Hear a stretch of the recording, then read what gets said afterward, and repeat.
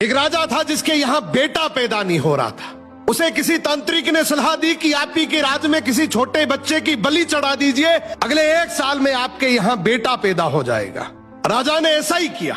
अगले ही दिन ऐलान करवा दिया कि जिस घर से बच्चा दिया जाएगा उस घर को ढेर सारा धन दिया जाएगा। राजा का ये ऐलान एक गरीब परिवार ने सुना तो अपने घर के सबसे छोटे बच्चे को भेज दिया कि ये बच्चा हमारे किसी काम का नहीं, इसे रख लो। अब बलि चढ़ाने की पूरी तैयारी हो गई। राजा ने बच्चे से पूछा, कोई तुम्हारी आखिरी इच्छा? तो बच्चा बोला, मुझे बस थोड़ी सी गिल्ली मिट्टी ला कर दे दो। मिट्टी लाई गई तो उस बच्चे ने उस मिट्टी से छोटे छोटे 4 मकान बनाए और उसके बाद एक एक करके 3 मकानों को लात मारकर गिरा दिया, एक को रहने दिया और उसके सामने हाथ जोड़कर दुआ की और राजा को बोला, अब मेरी बलि चढ़ा दो। ये देखकर राजा को बड़ा अजीब लगा। वो डर सा गया कि शायद बच्चे ने कोई तंत्र विद्या की हो। उसने बच्चे से पूछा, तूने ये क्या किया था?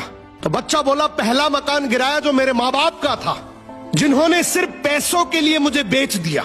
दूसरा मकान रिश्तेदारों का था, उन्होंने भी मेरे माँ बाप को ऐसा करने से रोका नहीं, तो उनका भी मकान गिरा दिया।